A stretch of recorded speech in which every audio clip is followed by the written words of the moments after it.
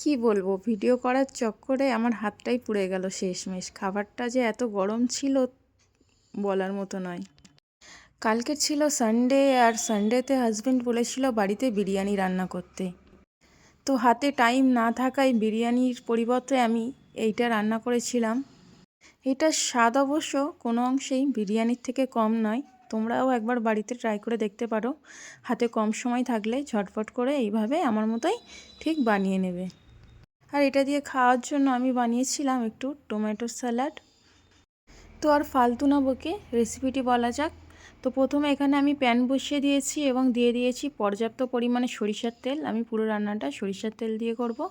এবং তেল গরম হয়ে গেলে দিয়ে দিয়েছি তার মধ্যে গোটা গরম মশলা, যেমন তার মধ্যে ছিল তেজপাতা, এলাচ, লবঙ্গ, দারুচিনি আর গোটা জিরে। তারপর ওইটাকে ভালোভাবে ভেজে নিয়ে দিয়ে দিয়েছিলাম কুচিয়ে রাখা পেঁয়াজ কুচি, এবং পেঁয়াজটা হালকা ব্রাউন হয়ে আসার জন্য দিয়ে দিয়েছিলাম তার মধ্যে পরিমাণ মতো নুন দিলে কি হয়, পেঁয়াজটা খুব তাড়াতাড়ি ভাজা ভাজা হয়ে যায়। তারপর আমি এখানে অ্যাড করে দিয়েছিলাম মাংস।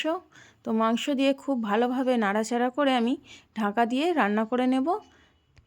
যেহেতু মাংস থেকে পানি বেরোবে সেই কারণে ঢাকা দিয়ে আমি রান্না করে নিয়েছিলাম। এবং দেখুন কতটা পরিমাণে পানি বেরিয়েছে। আমি আবারও খুব ভালোভাবে নাড়াচাড়া করে দিয়ে ঢাকা দিয়ে রান্না করে নেব যতক্ষণ পর্যন্ত এই পানিটা মরে না আসে। তো দেখুন তেল ভেসে উঠেছে, পানি কিন্তু প্রায় মরে গেছে। আবারও আমি খুব ভালোভাবে নাড়াচাড়া করে দেবো। প্রায় মাংসগুলি হালকা ব্রাউন কালারের হয়ে গিয়েছে।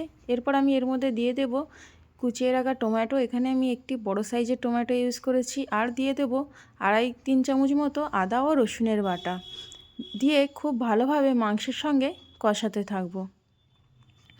প্রায় 1 থেকে 2 মিনিট আমি খুব ভালোভাবে কষিয়ে নিয়েছি। তারপর এখানে আমি কিছু গুঁড়ো মশলা অ্যাড করে দিচ্ছি, যেমন হলুদের গুঁড়ো 1 চামচ, ধনিয়া গুঁড়ো 1 চামচ, হাফ চামচেরও একটু বেশি পরিমাণে লাল লঙ্কার গুঁড়ো। তো গুঁড়ো মশলাগুলি দেওয়া হয়ে গেছে এবং গুঁড়ো মশলাগুলি যাতে তলায় বসে না যায় সেই জন্য আমি সামান্য পরিমাণে পানি অ্যাড করে দিয়েছি। এখানে দিয়ে মাংসটাকে আমি খুব ভালোভাবে কষাতে থাকবো। আর হ্যাঁ, এই যে ছোট্ট বালতিটা দেখলেন, এটা আমার রাহাতের বালতি। আর ও এইটা কিনেছিল, তো ওইটা দিয়ে আমি পানিটা দিলাম এর মধ্যে। তো দেখুন মাংসটা আমার খুব ভালোভাবে কষানো হয়ে গেছে। আর হ্যাঁ, একটা কথা মনে রাখতে হবে, মাংস যত ভালোভাবে কষানো হবে মাংসের টেস্ট কিন্তু আরও দ্বিগুণ হয়ে যাবে, আর রান্নাটা খেতেও কিন্তু অনেক মজা হবে। তো তারপর আমি এখানে 1 থেকে 1.5 কাপ পরিমাণে পানি দিয়ে দেবো মাংসটা সিদ্ধ হওয়ার জন্য। তো এইবারে আমি ঢাকা দিয়ে খুব ভালোভাবে রান্না করে নেব মাংসটা সিদ্ধ হয়ে আসা পর্যন্ত। তো মাংসটাকে তুলে আমি অন্য একটি গ্যাসে বসালাম, সেখানে মাংসটা ততক্ষণ সিদ্ধ হোক, এইদিকে আমি আলুটা ভেজে নেব। যার কারণে একটি প্যান বসিয়ে দিয়েছি এবং দিয়ে দিয়েছি পরিমাণ মতো তেল। এবং তেলটা গরম হয়ে গেলেই তেলের মধ্যেই দিয়ে দেব পরিমাণ মতো নুন ও হলুদের গুঁড়ো আলুটা ভেজে নেওয়ার জন্য।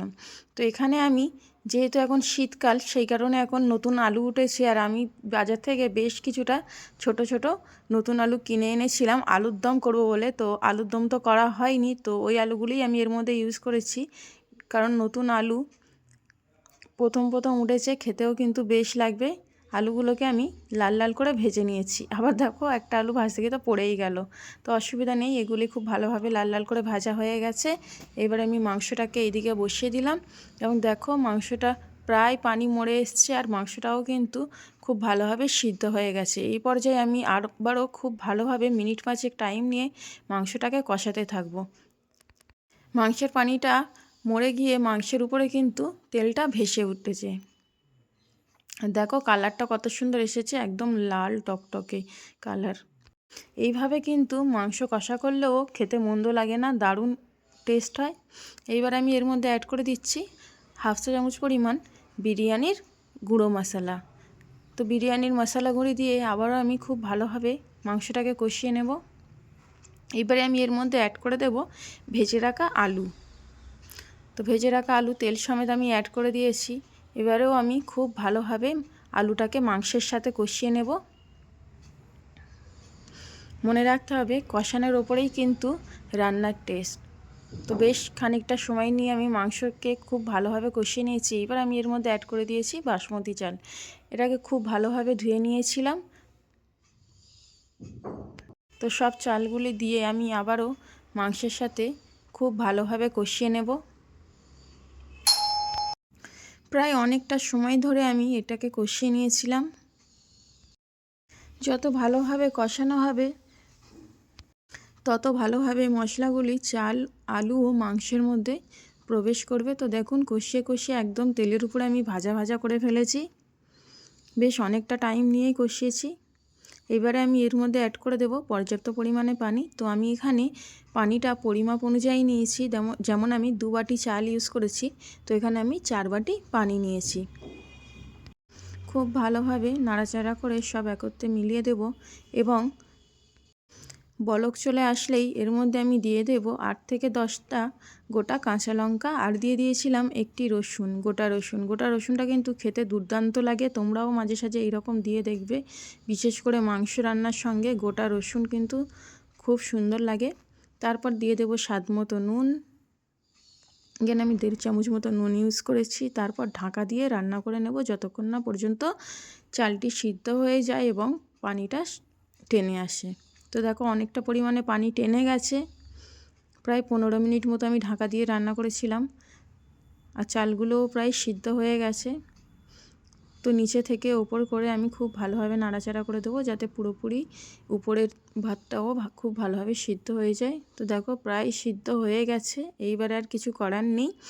এইবারে খুব ভালোভাবে ভাতটাকে সেট করে দিয়ে এর মধ্যে আমি প্রায় 2-3 চামচ মতো ঘি দিয়ে দেবো। শীতকালের জন্য ঘিগুলি এইভাবে জমে গিয়েছে, তো অসুবিধা নেই, যেহেতু গরম ভাতের উপর দিচ্ছি, কিছুক্ষণ পরেই গলে যাবে।